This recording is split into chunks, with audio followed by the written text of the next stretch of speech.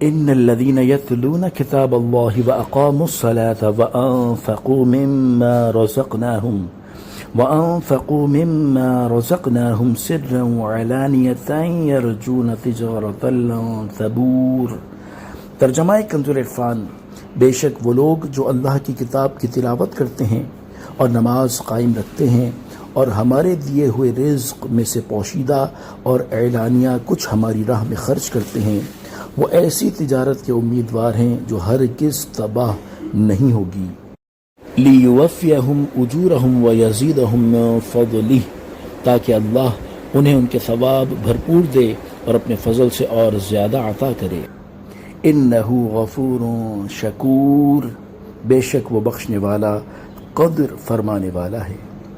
تفسیر صراط الجنان۔ ان آیات کا خلاصہ یہ ہے کہ وہ لوگ جو پابندی کے ساتھ قرآن پاک کی تلاوت کرتے ہیں اور اس میں موجود احکام وغیرہ کی معلومات حاصل کرتے اور ان پر عمل کرتے ہیں اور نمازوں کو ان کے اوقات میں ادا کرتے ہیں اور ہمارے دیے ہوئے رزق میں سے پوشیدہ اور اعلانیہ کچھ ہماری راہ میں خرچ کرتے ہیں، وہ ایسی تجارت یعنی ثواب کے امیدوار ہیں جو ہرگز تباہ نہیں ہوگی، تاکہ اللہ تعالیٰ انہیں ان کے اعمال کا ثواب بھرپور دے اور اپنے فضل سے اور اپنی رحمت کے خزانوں سے انہیں اور زیادہ عطا کرے، جس کے بارے میں عمل کرتے وقت انہوں نے تصور تک نہ کیا ہوگا، کیونکہ اللہ تعالیٰ کی شان یہ ہے کہ وہ اپنے بندوں کی خطاؤں کو بخشنے والا اور ان کے نیک اعمال کی قدر فرمانے والا ہے۔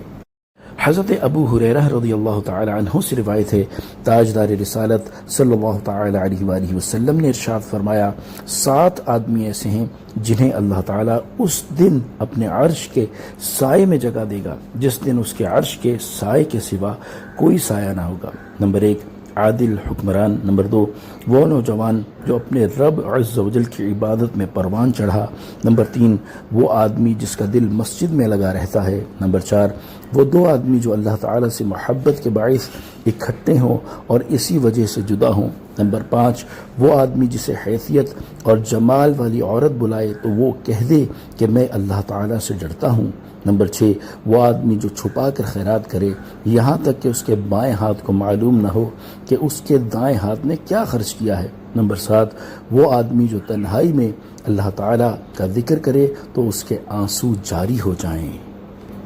والذی اوحینا الیک من الکتاب هو الحق مصدقا لما بین یدیہ، اور وہ کتاب جو ہم نے تمہاری طرف وحی بھیجی ہے وہی حق ہے، اپنے سے پہلے موجود کتابوں کی تصدیق فرماتی ہوئی۔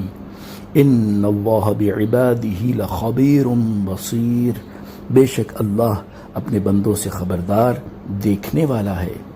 تفسیر صراط الجنان۔ اس آیت میں اللہ تعالیٰ نے اپنے حبیب صلی اللہ تعالی علیہ وآلہ وسلم سے فرمایا کہ جس کتاب کی ہم نے آپ کی طرف وحی فرمائی ہے یعنی قرآن مجید، وہی حق ہے کہ اس میں جھوٹ اور شک کا کوئی شائبہ تک نہیں، اور وہ کتاب اپنے سے پہلے نازل ہونے والی کتابوں کے عقائد، اصول اور احکام میں تصدیق فرماتی ہے۔ بے شک اللہ تعالیٰ اپنے بندوں سے خبردار اور انہیں دیکھنے والا ہے اور ان کے ظاہر و باطن کو جاننے والا ہے۔